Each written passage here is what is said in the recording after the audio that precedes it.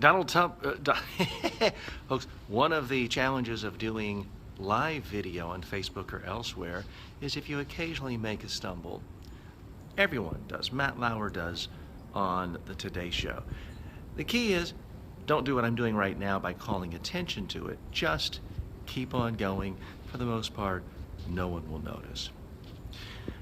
Donald Trump caused a bit of a stir yesterday with his tweets that there was massive election fraud in 2016 and that there were millions, 2 to 3 million votes that were cast fraudulently by illegal aliens.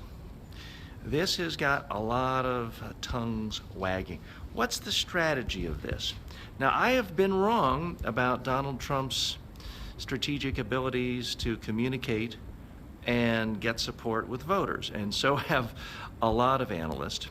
But there is a difference between when you're running for political office, especially in a crowded field where you're competing for attention with 17 people, and even in a two-person final general election where you're just trying to control the narrative every day, trying to get attention. As president, you do control the narrative. You can control what you want people to talk about. You can, in fact, put a spotlight on anything you want. And it raises a lot of questions. Is Donald Trump making the transition from candidate to actual president? Because the criticism now is not coming from the usual Democratic quarters, liberal media quarters exclusively. They, of course, are criticizing Trump. But a lot of Republicans and conservatives are mocking him, criticizing him. Now, you can, of course, say, well, a lot of them mocked him in his campaign and it didn't seem to hurt him. The campaign is over.